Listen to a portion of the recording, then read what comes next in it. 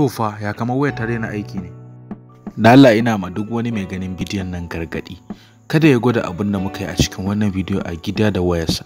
Hakan zai iya jawo waye asarar wayarsa ta ɓace ya kasa gyara ta, ko kuwa ko da an kai gyaran zai yi sada gyaran karshe ma wayan ko ta gyaru ta dawo bayan kwana biyu za ta lalace. Kada ka sa wayarka a ruwa don za ta jawo wayarka babbar illa, wayarka ba ta da IP rating na ruwa ko wani abu makamancin haka. Ku sani duk abin da muke koyarwa ko muke nunawa akan yanda za a sa waya a ruwa ko a gwada karfin waya ko a kunce waya ko a yi wani abu da waya, so wannan abin da muke nunawa ilimi ne domin mutane su sani, sannan kuma su ringa sanin wani zaɓi da su yi wajen sayan waya, domin ganin karfin waya zai sa ka san wannan wayar ta dace ka saya ko kuwa bata dace ka saye ta ba.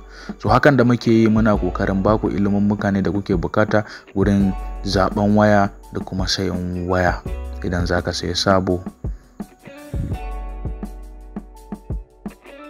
So da Allah yana roƙon duk wani wanda bai mana subscribing ba a wannan channel din, so zai ga wata alamar rubutu mai ja haka a kasa wannan bidiyo, sai idan na akanta zai ga ta tawo baka kamar haka, sannan kuma sai ya da a gefen nan gefen dama zai ga wata alamar qararrawa, sai ya zaɓi na farko mai all, sannan da Allah sai ya like na bidiyon in ta burge shi, sannan kuma sai ya share nata da yan uwa da abokan arziki.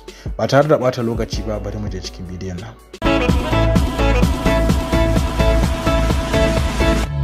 Kamin mu je ga saka wannan waya a ruwa, da fara zan so in gaya mana minti nawa. Minti ɗaya za mu saka wannan waya ta a cikin ruwa, saboda dalili na da yawa. Wannan waya tana da ramuka a jikinta kusan da yawa wa'inda ruwa za su iya shiga.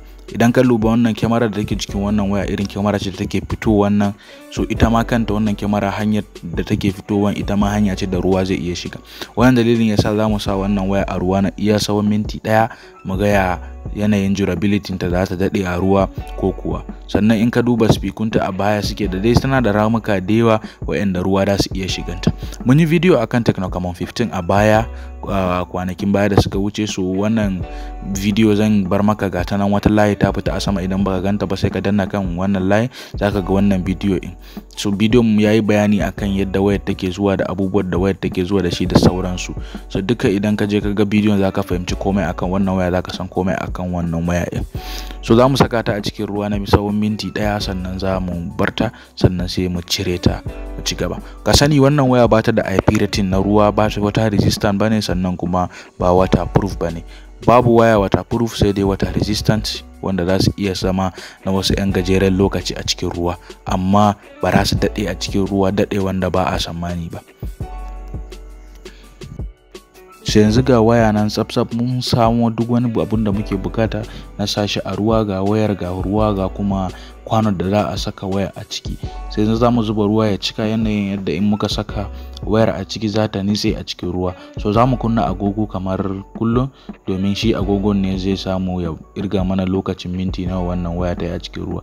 So wannan waya ga ta nitse a cikin ruwa tana irga seconds, za mu jira ta irga tsawon minti ɗaya a cikin wannan ruwa.